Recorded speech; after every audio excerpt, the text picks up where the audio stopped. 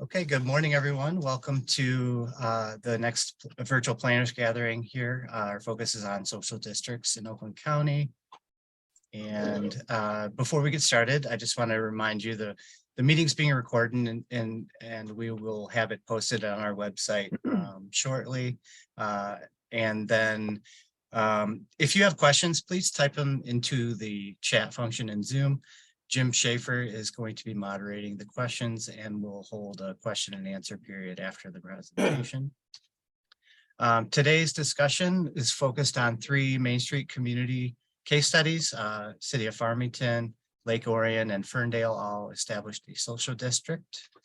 And we have 3 guest speakers today: Kate Knight, who's with the Farmington Downtown Development Authority, Lalone, who's also with the Lake Orion Downtown Development Authority, and Lena Stevens with Ferndale's Downtown Development Authority.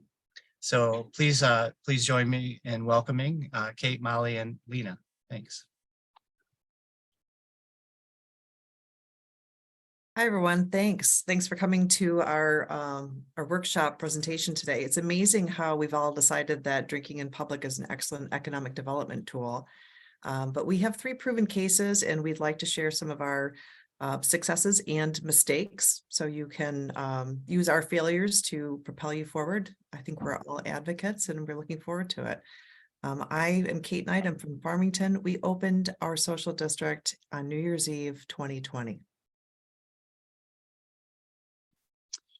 Hi, I'm Molly, and we opened our social district in August of 2020. We were the first social district in Southeast Michigan.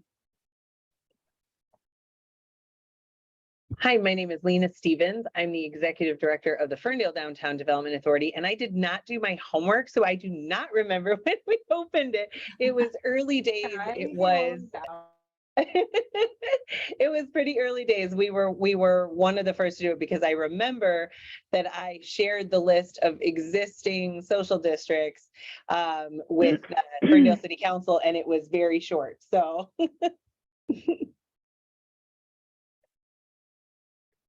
Next slide. So we've broken this presentation down into just 5 quick topics. One is getting started. There is a kit of parts on the legal end that you will want to go through with your individual attorney. We recommend reaching out to someone who has a social district just to see what those look like. There are resolutions, there are letters, there are graphics showing where the physical properties of the district are. Those are all legal requirements, and you can check those off. We were cultivating this in real time during COVID with other downtowns. So we were using the same liquor licensing attorneys, the same insurance reps who were helping other municipalities at the same time, so we could learn from each other and gain that collective experience. Those documents are too boring to share during a visual presentation, but we do have them and we have them at hand. So please reach out to us. We're happy to share all that information. And then we're going to talk about branding and education, maintenance, media and marketing, and how it's going. Next slide, Ryan. Marilyn. So this is the only example of those docs. This is our social district plan, and it looks like it's just an aerial with a graphic describing where our district is, how it's connected, the total square feet, and just the connectivity. And this is the basis for the graphic we used on our mapping. I will say that I copied this from Molly Lalone in Lake Orion. When she called me in the summer of 2020 and asked me a couple of questions about some of the legal pieces of it. And I said, Molly, we can't do a social district. Farmington just doesn't have a good physical layout for it. It's not conducive. I wish we could. And she said, of course you can. There is a way. And she quickly described how the connective piece of sidewalk could be the tissue that pulls it all together. And so we followed her model.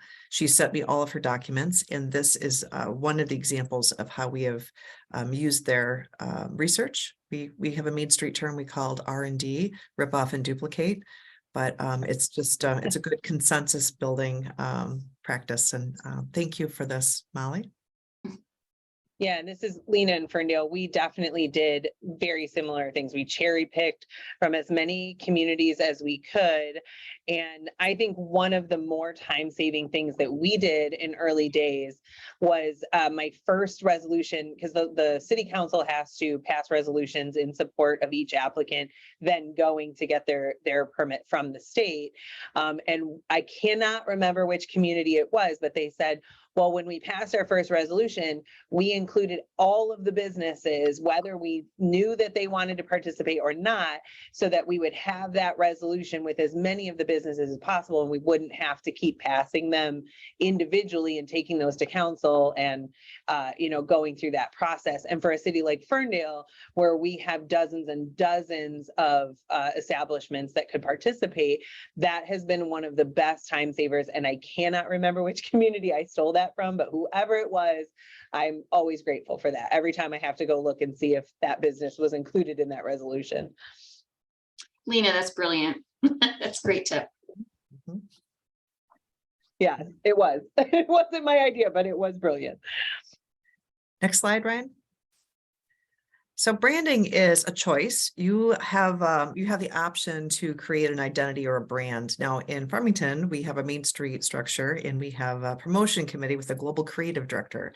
And he decided that we would have a brand for this, and it would be a destination. So it was not a heavy lift for us. Under all circumstances, we'd recommend that you hire a graphic designer.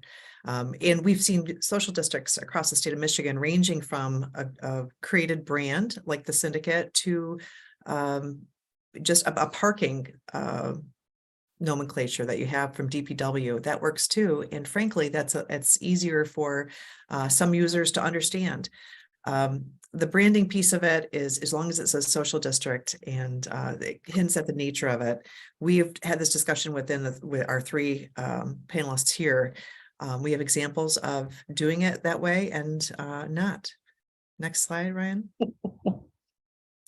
So I like Lake Orions, and Molly, I don't want to talk about your all-inclusive signage here, but this really spells it out. It has the map, which we have to include on a certain at a point at entry and throughout the district, so people understand how to use it. This has the DDA on it, so it's the DDA taking this on. It's a huge initiative, and it really you want to talk about the work you're doing, and this is huge. And then listing participating restaurants in very simple hours of operation and then instruction. So we will say that one of our merchants just told us recently, the Syndicate, that's just so complicated. I thought we just had a social district. So there are pros and cons. Don't be intimidated or think that you have to create this big identity. You will be creating a destination for your community. And we found that it's family friendly. It's been really inclusive and open for everyone. And the maps that we've used, I know I couldn't believe ours is good looking, but really, really stark and simple. It's not a lot of information. We find that users want it to work and they figure out how to do that.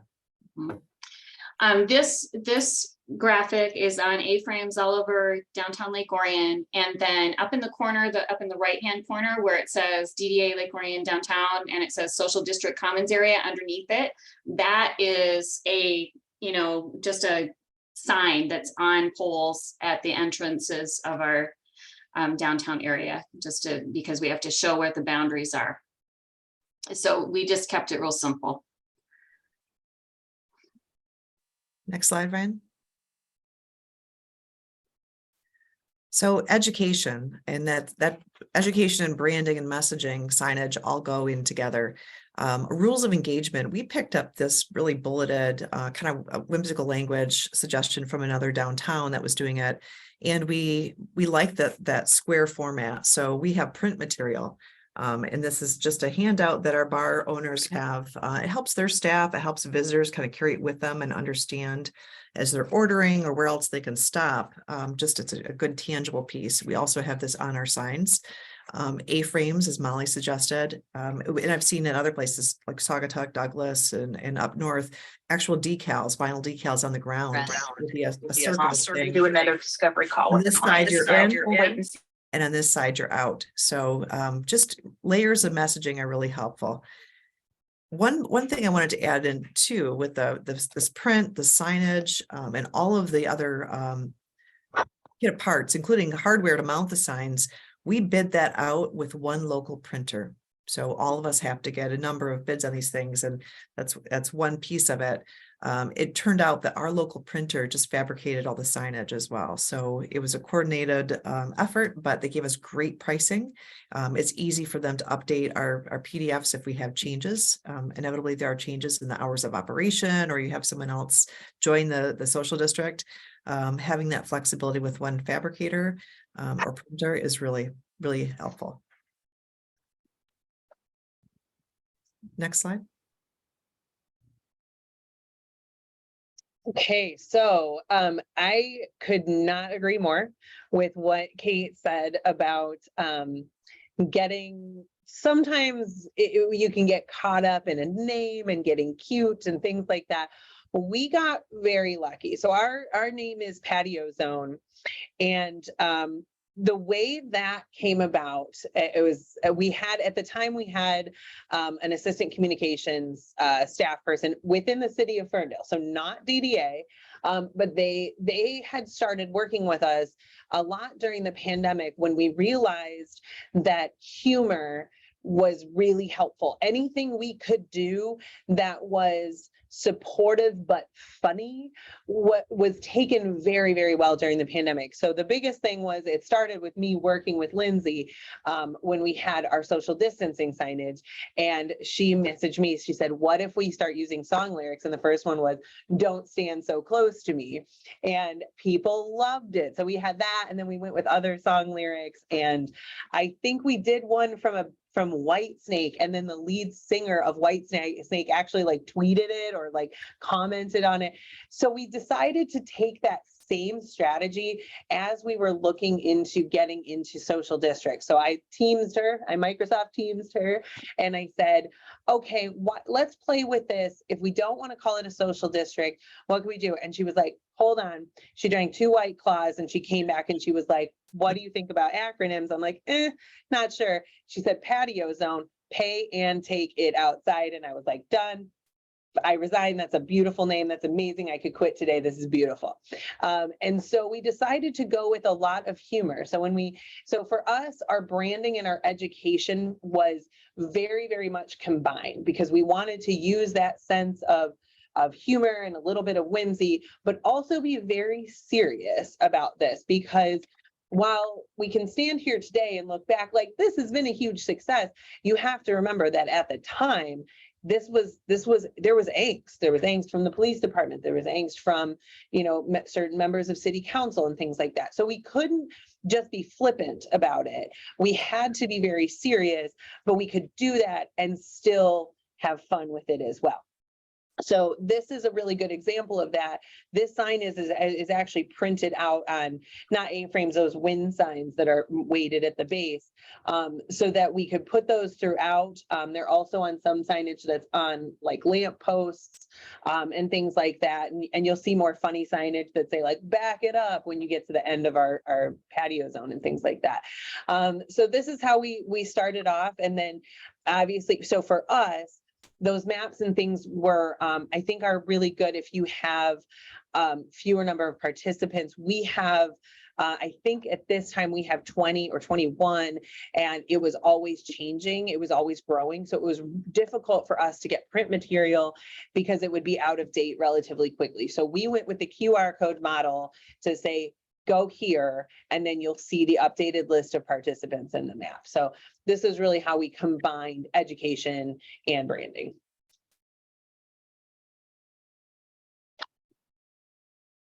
And yeah, that kind of continues into this.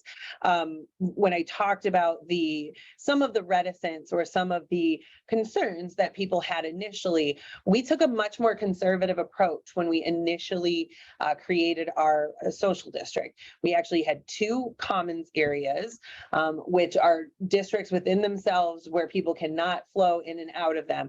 And we used woodward. as the divide. There was a lot of concern about whether people should be crossing Woodward with drinks or things like that. Woodward is an 8-lane highway that cuts Ferndale directly in half, our downtown directly in half.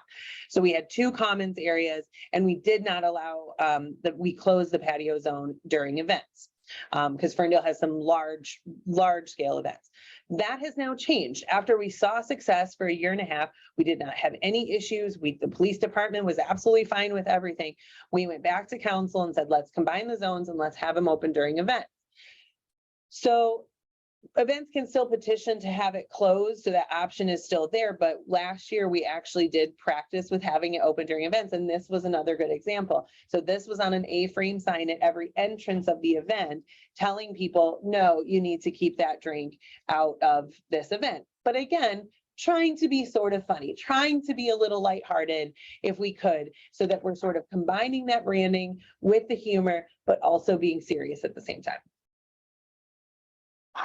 That's a great point, Lena. We were just talking about events. So this legislation changed last That's year. right, So 2 that's years right. ago, if you had an event in your common area, the entire social district went dark.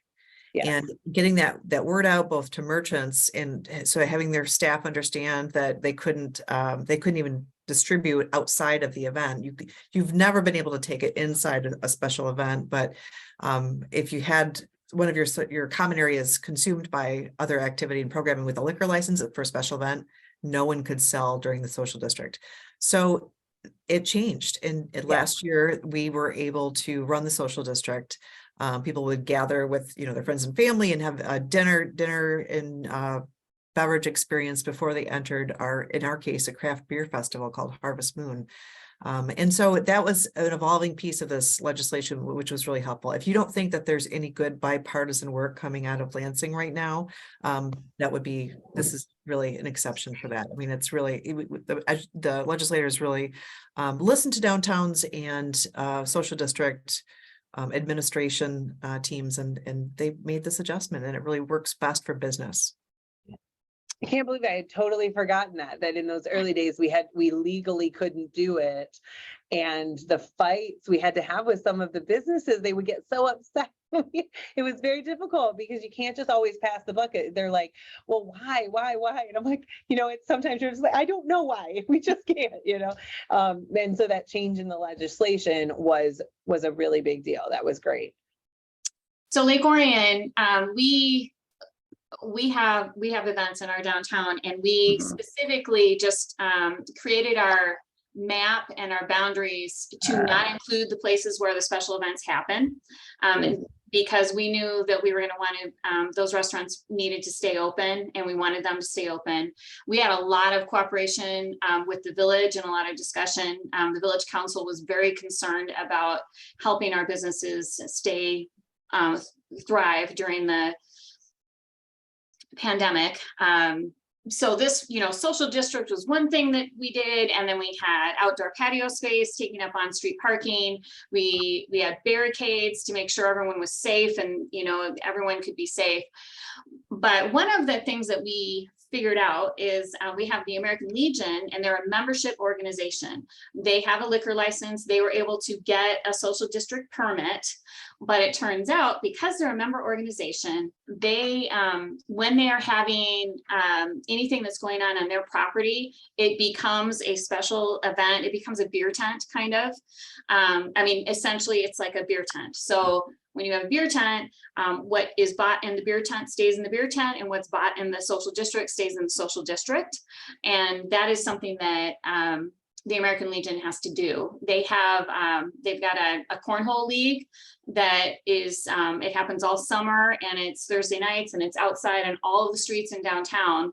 But for the cornhole courts, or whatever those are called, the areas that are in their parking lot on their property, they have to put up barriers and make it clear to everybody that this is a special event area, and the drinks you buy there have to stay there. But if you are elsewhere in town, if you have a social district drink, you're fine. But that was a nuance that we did not expect, that we've since dealt with. Mm-hmm.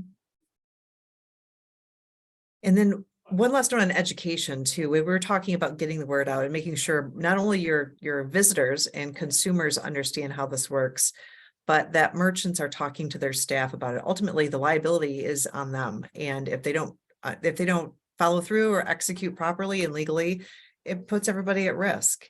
And have we had a couple of instances where we're having a lot of traffic? You know, we have downtown concerts, we have other things that drive traffic into our district. And if there's a bartender at one place who's distributing drinks to go in a cup that's not properly marked, every single beverage has to be tagged a certain way. And we'll get to that in a future slide, but making sure everyone is on the same page and educating just pleasantly, conversationally, that's a huge benefit. We are very fortunate because our public safety they're great partners and advocates for it. We've had 0 incidents with public safety as a result of the social district. And they have a very education first mindset. So let's say someone doesn't fully understand it or thinks because it's a social district that they can bring a 6-pack of Oberon into the park on Friday night for the concert. No, they can't do it. So our staff and our police will have a conversation with them, and before writing the ticket or the alcohol violation, just making sure they understand it. Of course, they always say that they need the reminder, they didn't realize, but it is effective. Yeah, I think educating the bars, they have so much staff turnover, or at least lately. I think things are beginning to stabilize, but just constantly walking in and saying, hey, do you need more?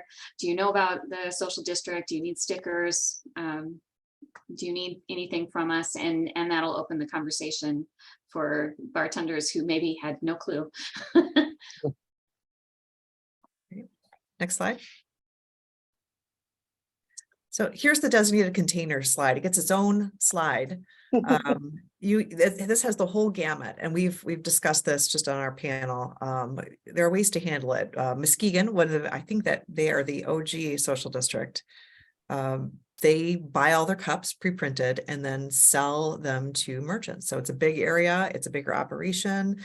They must have the staffing capacity to handle that. We do not in Farmington.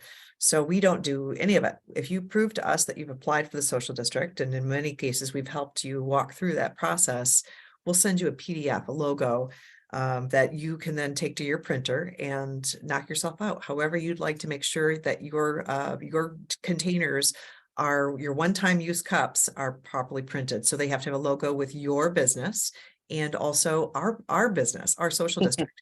So if you look all the way to the left on your screen, that's Basement Burger Bar. They've had great success right out of the gate. They did not skimp. This is a corn-based compostable pint glass, and it's beautifully printed with, oh, you know what? That's Basement Burger Bar. Well done. Okay, that's an upgrade. See their influence. These merchants talk to each other. Must be the same printer. But you can see the Syndicate Social District and their logo. So it's on one side of the cup, and it works really well. Our public safety initially asked, can we just get one cup? That would be really much easier for us. And we weren't able to, or we weren't willing to take that on administratively with our tiny DDA staff. So now they've come to appreciate the difference in containers, because maybe they can tell that someone has made 2 trips to a specific merchant. They can notice that beverage container and recognize that it's from merchant A or merchant B from across the park. So if you can kind of keep an eye on things at 20 paces, that's even more convenient. We use a sticker. We print these out. We've started adding, we'll do the DDA social district logo plus the restaurant name. We've started doing that because we print them out ourselves. But this is the way that we provide the proper branding that the law requires. And it helps us keep the conversation going, because we just bring those stickers in all the time. So that's how we've handled it, kept it real simple. So Ferndale is on the other end, where we actually have, up until now, printed a single cup that is distributed to all of our participating businesses. We have been able to do this with sponsorship up until now. We have a real estate firm in town who was right on board right when we started, actually reached out to us to see if they could fund the cups. And then we also worked with Live Cannabis for the 2022 round of cups. So that was great because we are ordering somewhere in the range of 40 to 60,000 cups per year, and it's increasing all the time. For this year, we have not been able to find a sponsor. A lot of folks are just being hit up, I think, a lot more for things sort of returning to pre-pandemic asks. Our public safety loves the continuity of the cups. I love the continuity of the cups, especially because for social media, for us, user-generated content is incredibly important. So I have rules on the back of the cup. I have hashtags on the back of the cup. So I'm using that as a branding opportunity. And also, I just think they're cute. I think they look nice. They look good in photographs. However, I think one of the things, if we haven't as a group made this clear, as a part of this program, you do have to be willing to sort of continuously look at the program and make sure it's working appropriately for you and your staff, because this is cumbersome. We actually had a local business who was helping us with the distribution, but they've now gotten so big that they can't dedicate staff time to it anymore, which we totally understand and is a very good problem to have. But now that we're doing this internally, we do have to decide, does this still work for us? Can we still have people coming in and out of the DDA office when we have 20 to 25 participants needing 1,000 to 2,000 cups per month sometimes, especially in the summer? Is this something manageable for us? So while I have loved this and I think it's fantastic and I would love to continue doing it, from a branding perspective, we have to be honest about our staff capacity and whether or not that those things can continue to work. So maybe we continue doing this, but maybe we don't, because you just really do in this program have to continually weigh that. I mean, I think Kate said that really well, where she said her public safety team wanted one single cup and they had to evaluate it. They had to look at their staffing resources and say, that's really not something we can commit to.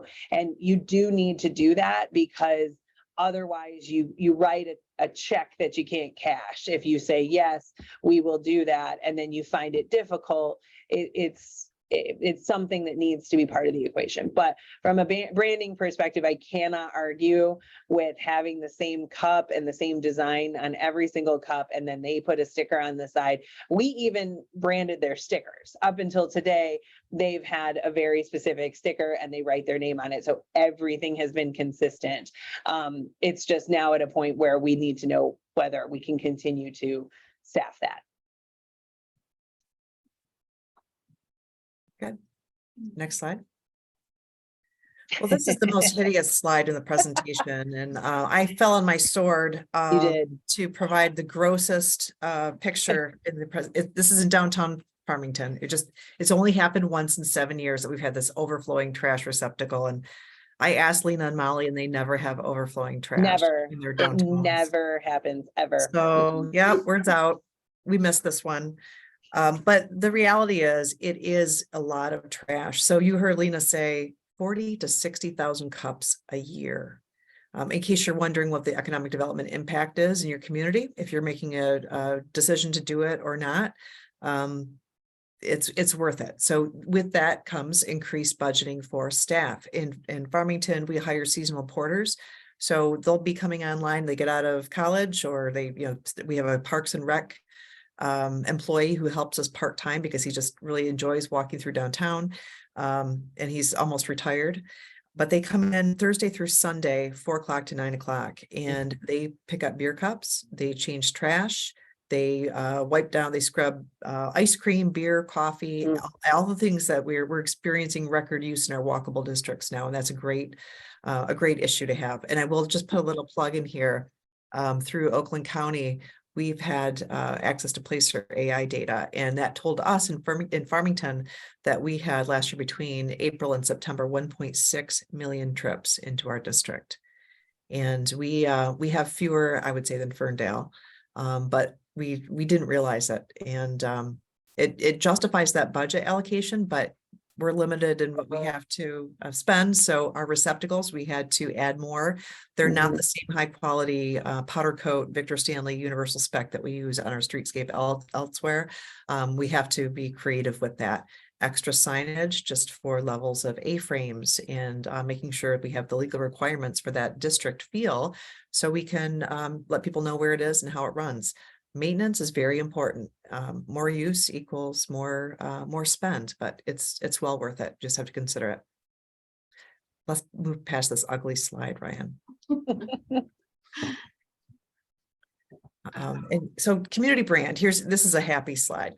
If you choose to, and I would say this would go for any district, if you're the D-Town social district, this is a valuable thing with your community if you find that they're identifying with it. So with the syndicate, we have branded merchandise, and I will say during COVID and in the immediate time after, it was a pretty hot seller. We haven't reprinted to the same extent, but we have t-shirts, we have hoodies, we have does everyone remember masks? We actually branded a mask, whether that was smart or not, I don't know, but we went through them like hotcakes. And then we still have them for sale, but we have signs. The syndicate signs are for sale. We sell them. There's a plastic or a aluminum composite, lightweight, and we sell them with a little bracket on the back. It's an excellent addition to someone's woman cave if they collect beer signs. I should have gotten the city manager sign that he has in his office because they really are beautiful. So they're a little piece of community art that's really affordable, and we sell them at our events. And we actually have to reorder them. Has that been revenue positive for you, Kate, or are you kind of breaking even on that merch? That's a great question. I think that we had a little bump.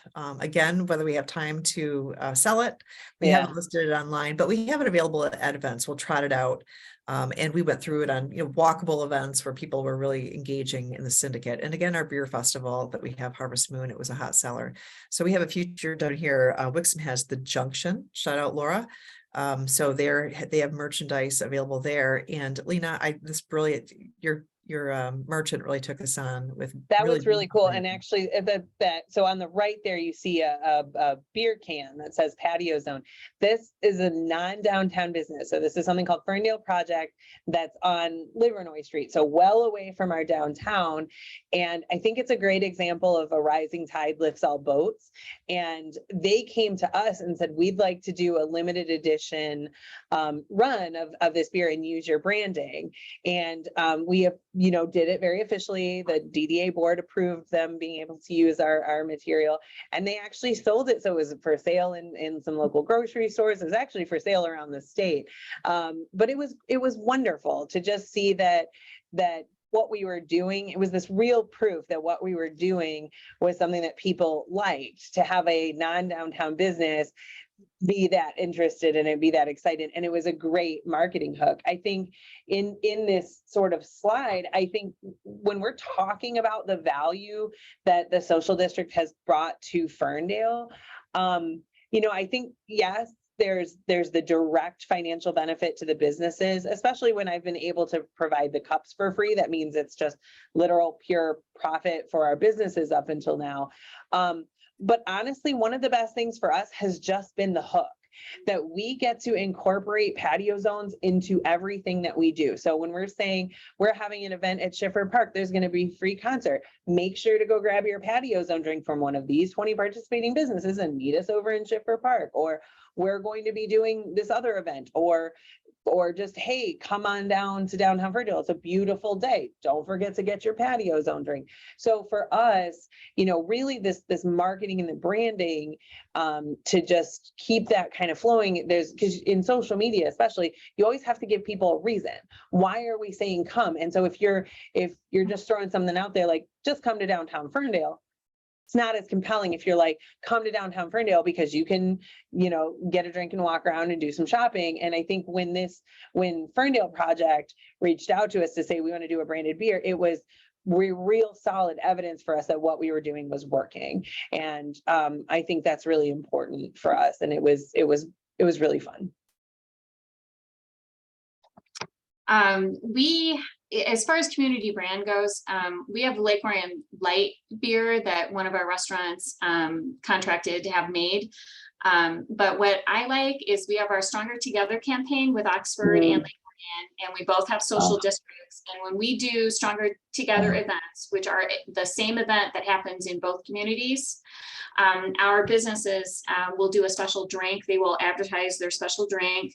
Oat Soda Lake Orion, we were doing a summer luau ladies night as a Stronger Together thing. He bought tiki cups, with the crazy hair, little guys, and he was making special drinks, especially for the social district for that night. It was really fun. I think the branding opportunities are fantastic in the marketing that can go into having a social district. Great, Ryan.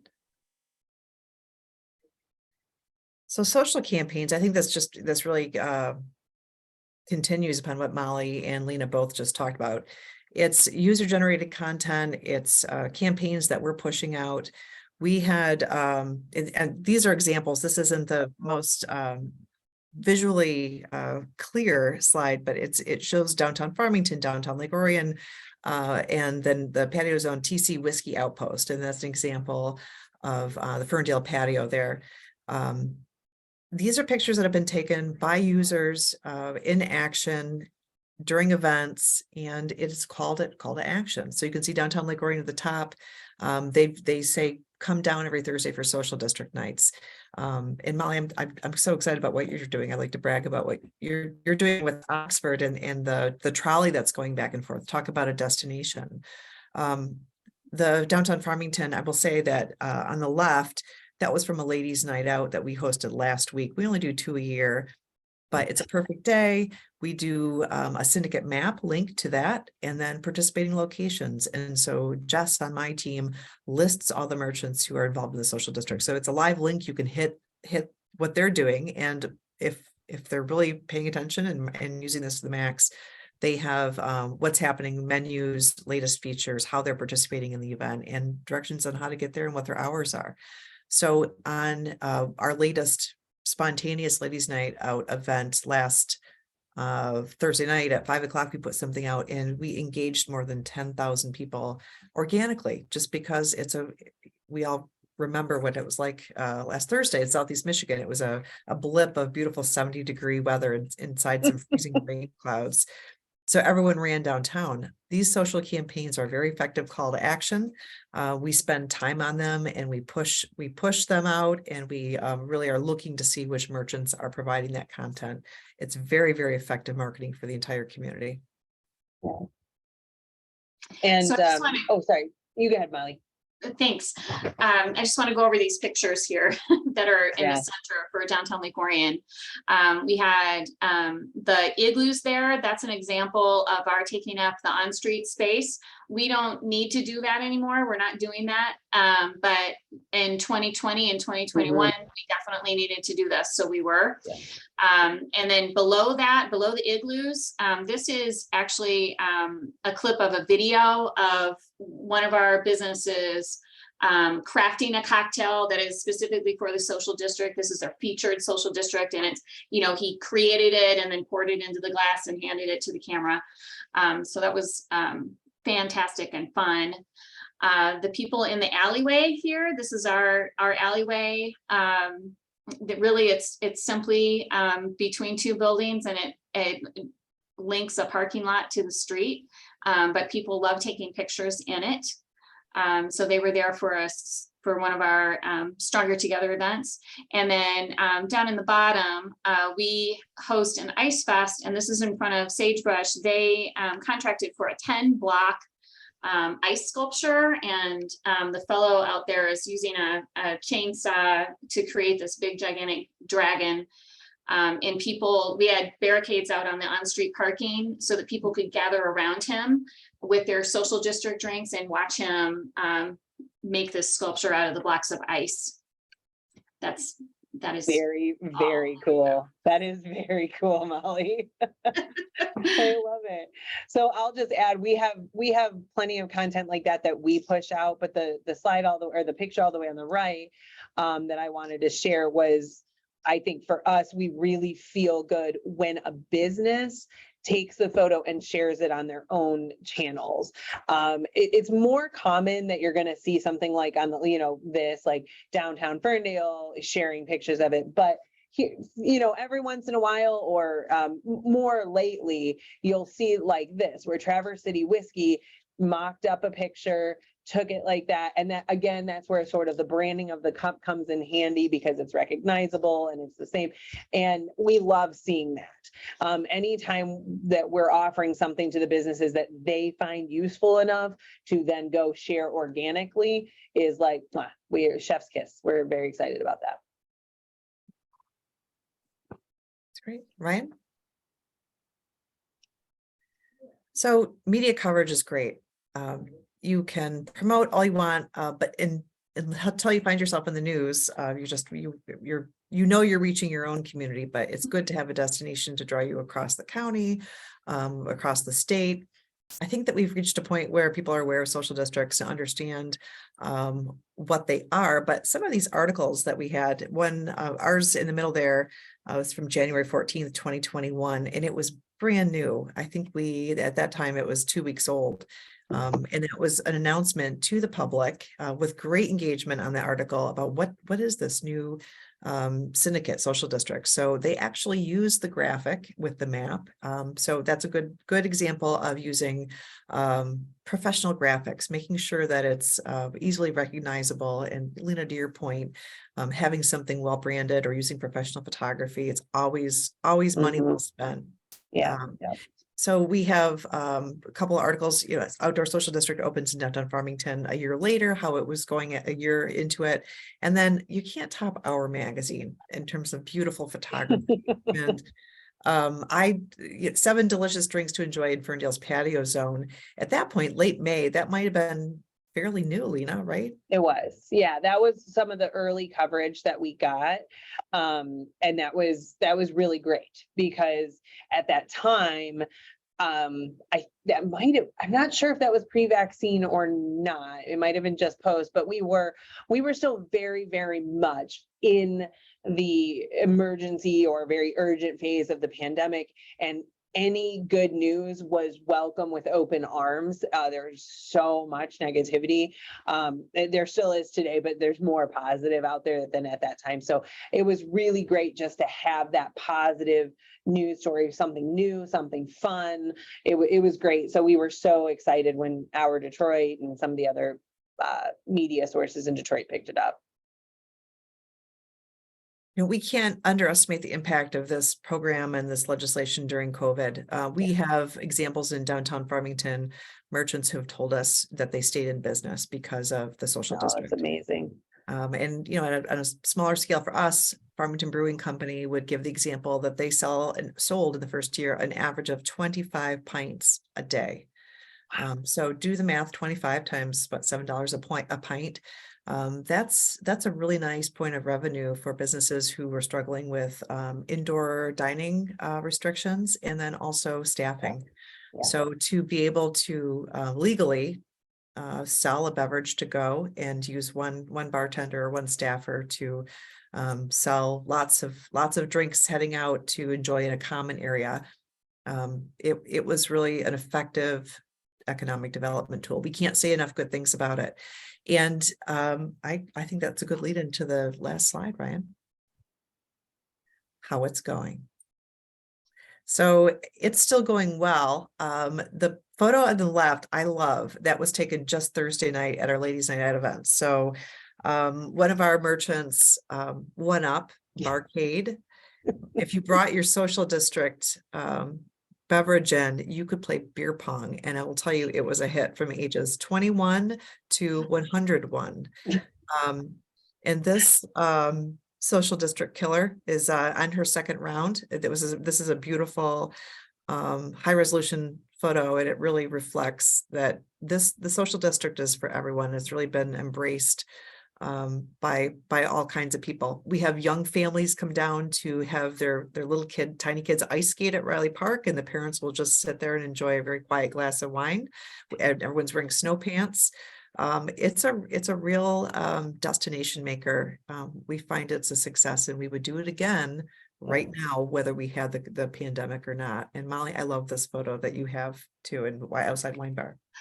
Yeah, this is one of our, a local entrepreneur, and he was hosting something called Talk Palooza, and he decided to, which is a bunch of videos, I think, and he decided to have the event based in downtown Lake Orion because he could enjoy the social district drinks. So he was inviting all these videographers to come in and make recordings of all sorts of different things, and everything was kind of based at our one social wine bar out on the sidewalk in the social district. And that was last summer. That is so great. Both these pictures are amazing. Smiling faces are number one. No, every time a business asks us, like, what do you need for this social media post? We say smiling faces, people doing something, people engaging in something in your business in downtown. That is what gets us the engagement. That is what gets us the visitors. Both these pictures are amazing. For Ferndale, things are great. I think we have a few operational items for us as the number of cups needed has increased pretty substantially. It is something that we have to sort of look inward and decide, how can we manage this so that we're providing the best customer service to our businesses and keeping the program going. But as spring comes out, ours is open year round, and it's Monday through Sunday, 10 a.m. to 10 p.m.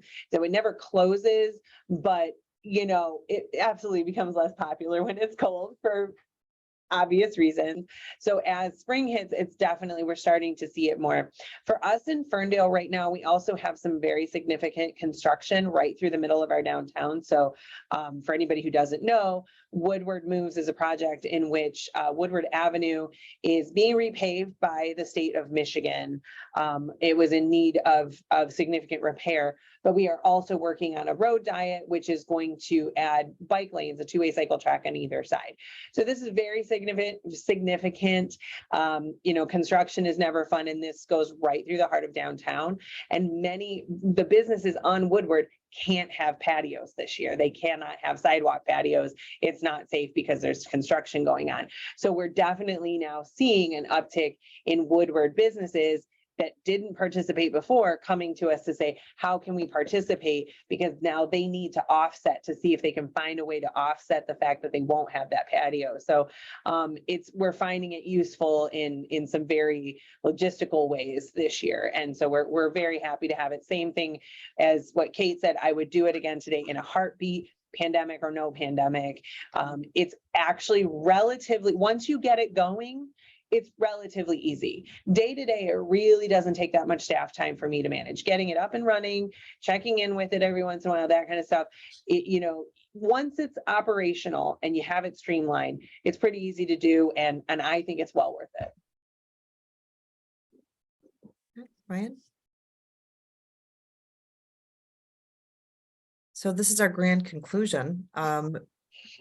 We mean it when we say reach us with questions and visit us for tours.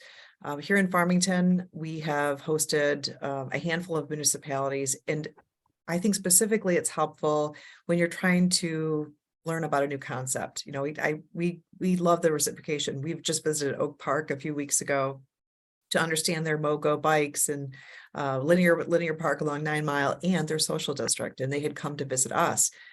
Bring your naysayers and your doubters on a tour. It's very, very effective.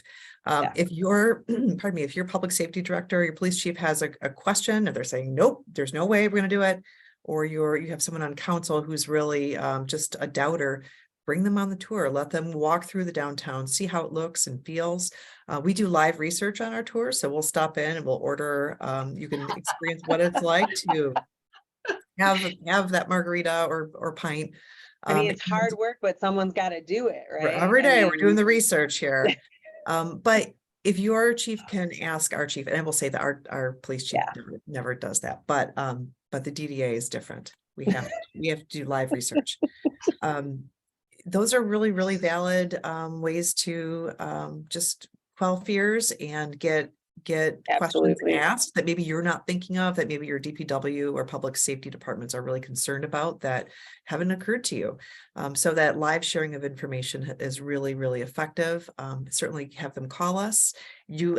We're all going to say, yes, it's great. But if you really want to talk to somebody who's in it, like a city manager or a police chief or somebody who maybe we thought was a doubter or had some concerns or is especially risk averse, we can help make those connections and answer some of those questions with you and for you.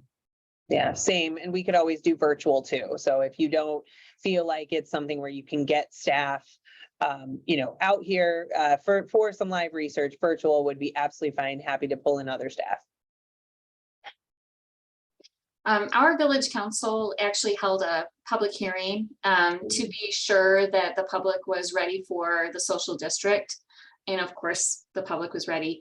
But that's a very easy way for a village council or city council to determine whether or not this is the right time to have a social district.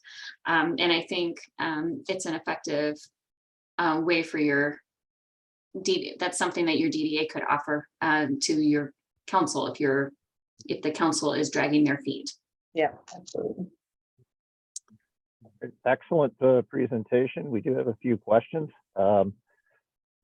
First off, several people inquired whether or not this will be available. Yes, I have posted the link to our website. Both the slide presentation as well as the recording will be available shortly for viewing or downloading. I think one question here, someone mentioned that there have had some changes to their social districts, hours of operation, boundaries, etc. Do you need to get Michigan Liquor Control LLC approval for those changes? Yeah, that's a really good question. So first and foremost, I go to my board. So I go to the DDA board. They sometimes they'll vote or pass a resolution in support of it, or sometimes if it's a smaller thing, they'll just say, yeah, go ahead. So then I go to city council. We will often do public hearings as well, just because it's good time to gut check with the community and like give that opportunity. Then once our council approved it, and we also have something called a management and maintenance plan. So yes, we have our maps, yes, we have all that stuff, but that plan also gets into some of the more specifics, how people are going to order cups, branding, all this kind of stuff, events, how that's going to work. And I have the city council approve that as well. So they approve the map, they approve a resolution saying, here's the map, here's the hours, but then they also approve my updated management and maintenance plan. Then yes, you do have to go to MLCC. They have been, I will tell you, I have been so impressed. They've been incredibly responsive. I was not expecting that. In fact, when we first launched, I had budgeted like 4 months and they got back to us in like a week. I was like, oh, I'm not ready yet. So it was like that. So yeah, you have to go to them, but they're very kind and they'll help walk you through it. In fact, I had to go back and create a different kind of map. Like they didn't, what I had done was not sufficient. And they came back and they said, we need XYZ. I gave them XYZ and we were set. So it was good. Okay. We've got a shout out to Kate in downtown Farmington for the tour that they hosted for Wixom, and Laura highly recommends that. Okay. Another question here or comments, 60,000 beer cups sent to the landfill every year is a pretty big number. Was there any recycling option discussed or have you thought through that? So for us, for Ferndale, because we have managed the purchase of the cups, ours have all been greenware. That has meant that they're more expensive, but it does mean that they're compostable, because that was a concern for our city council. So, and also again, because we had sponsors up until now, we were able to do that. So we did consider that. Anyone else want to weigh in on that, or it's We have recycling receptacles out. Not all of our users use a compostable, recyclable cup, but many of them are. And we have to weigh the balance between receiving beer cups and then also the ice cream and coffee and carry out. And we just have a lot of use for the most part, people want to recycle, and where there's an opportunity to do so, they do. Yeah, the BioWare greenware is two to three times as expensive per cup. So it's not a small consideration, and we've just been lucky up until this point, but that doesn't mean that we'll be able to do that in perpetuity. I'm with Kate. It's a weighted thing, and yes, it is definitely something that's on our minds. What has been the reaction of non-bar restaurant businesses regarding the social districts? I think it's positive. When we were trying to educate and let everyone know that this was about to happen, we let them know it's your prerogative whether how you interact with people. As it turns out, it is illegal to bring a social district beverage into a store, but at that time we were just trying to tell them, if you don't want anyone bringing anything in, just make them aware, and if you could post it on a sign, educate your staff. It's absolutely your choice. But we do find that sometimes you don't know that you want to buy that second vintage album at Dearborn Music, or that pair of sparkly boots, or that pound of cheese until you have a margarita. So, or, even a second margarita. So overall, the merchants are very supportive of it. And, when we're hosting an event like Art in the Grand, we know that we'll have 76,000 people down Grand River the first weekend in June. Again, having a strolling beverage, it has not been a deterrent for any of the purchases that have been made with those artists. Yeah. Generally in favor, I would say, definitely in favor. And it is the window shopping opportunity when people are just standing outside looking in the window. Pretty soon you got to go in and get the thing that you're looking at in the window. It happens. It does. Yeah, same here in Ferndale. Nothing's ever going to be universal, but no one has been angry or upset about it. There are some businesses that are definitely more reticent about it, but like Kate said, it's all up to them how they handle it. We actually had a retail business and a brewery collaborate with each other, and it was their own thing. And it was like, if you go there and you get your patios and drink, and then you walk around, then you get a 10% off coupon to come shop in Not Sorry Goods, which was right next door. So when we see stuff like that, we're like, okay, I think our retailers are good with this. Oh, excellent. Well, I don't see any more questions in there, and we are coming up on 11 o'clock. So take this opportunity to thank all three of you. It was an excellent presentation, and thank you to everybody for participating. Thank you for having us. Thank you. Thanks, Jim.